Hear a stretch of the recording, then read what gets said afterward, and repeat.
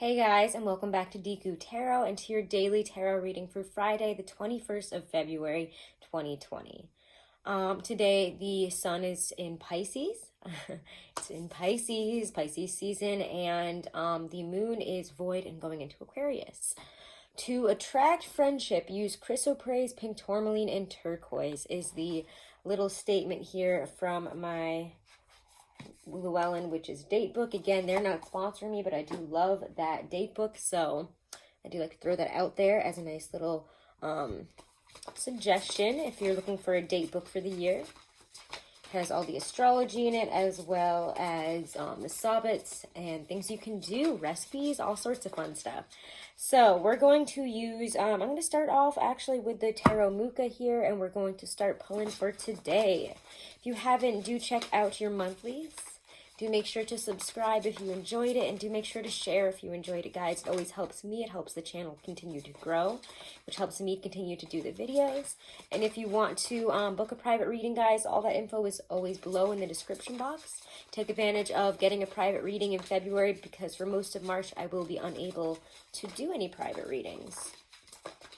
So let's get into this today. All right, Tarot Muka, what do we have to say for today, Friday, the 21st of February? Okay, interesting.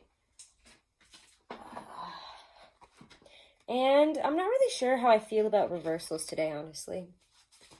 With the energy so reversed and us being in Mercury retrograde in Pisces, I'm going to just ignore the reversals today. We're not going to take them that way. It just feels already so topsy-turvy, and I'm just kind of getting a message not to take them that way, so I won't.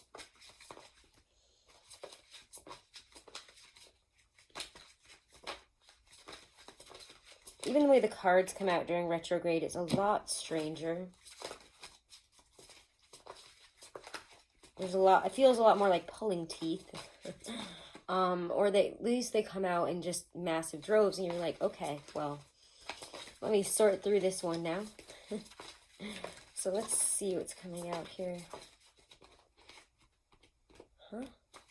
We'll take all of this so far. So far, so good, I will say. All right.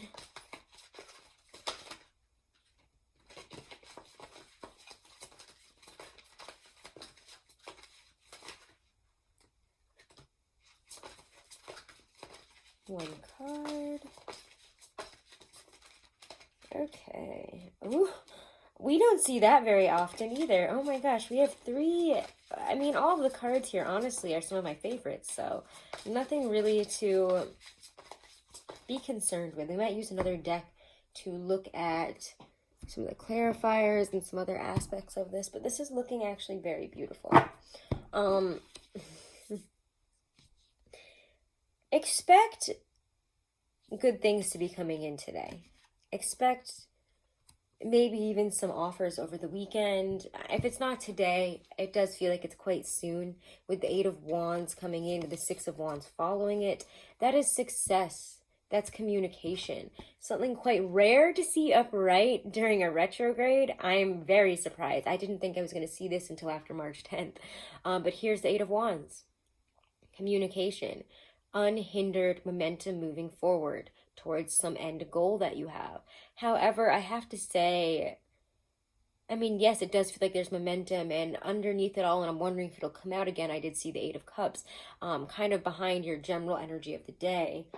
But overall, we're having some type of communication, some type of something, it seems to break forward, break free. And I don't know exactly what pushes it to that point. Maybe it's because the past few days have been very almost inactive in your energies. So saying, take a break, take it slow, look at things, don't rush into it. It's been very held back, with not withdrawn in a negative way, but withdrawn in kind of preparing your energy for something to move forward. And I do feel we're going to see some springing forward today, because that 6 of Wands is success. That's triumph, victory over something. It's past the Five of Wands. It's moved past the fives. And when you get to the six, for me especially, that's a message for me as a reader from your higher self that you're on the right path forward. And if you weren't sure of it, other people might be telling you, you're successful, you're doing well, you're noticing the success, you're feeling it in some type of way. Again, people could be celebrating you, patting you on the back, saying, good job today. Whatever you're hearing, it feels very, very good today. Two of Cups is there as well, as what all of this is leading to, this success, these offers, this communication, an equal opportunity, an equal respectful offer, mutual respect, mutual sharing, mutual likeness in each other, mutual passion, love, whatever this is. If this is love, this is a very successful day for love. We get the Ten of Cups and the Ace of Cups as well. And the Ten of Cups, again, like I said, there's so many cards here that you don't see very often, all very successful, very wonderful feeling cards. And that's nothing to turn our heads at. That is nothing to sniff at. There is nothing to ignore today, because this is actually quite beautiful. Ten of Cups, a lot of harmony, a lot of happiness, a lot of love, maybe even, connecting with your family, your soul family. If this is a love relationship, you're getting those offers today. You're getting somebody that's telling you, this is how I feel, this is where I'd like to see things going. There's success in a love connection here, and it just feels like a true mutual connection. Nothing that feels, again, hindered by the past at this point. And that's kind of interesting, because again, we're in retrograde, but it feels very unhindered, very free with that Eight of Wands. So let's take a couple cards. Let's take them from the Morgan Greer, actually. We're going to do that. Let's see what shows up here. Hang on, I gotta shuffle these up a little bit better. All right, let's clarify what's going on today. All this momentum forward. This is this is a nice burst here. And I do believe we had a Jupiter-Neptune conjunction yesterday. So maybe that's why we're kind of getting this moving forward, out of a more fantasy type of realm and bringing these things into reality. Like, okay, these are your fantasies, but how do we make them into reality? How do we, allow you to pursue your dreams in a realistic way here on Earth? How do we do that? So let's take a look here.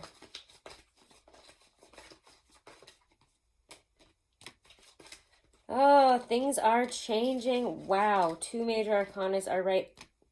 And of course, I kind of had a feeling that we were going to see this one again. Eight of Wands again is underneath it. So yes, communication, momentum forward. Things are progressing. Do not question that today. Things are progressing. See, thank you, retrograde. I can't speak. Things are progressing quite nicely here. You will see choices. And I feel, again, with love, it to me feels like there is a really wonderful mutual connection that is based on respect, that is taking responsibility today. Something that you didn't think was going to come of a situation.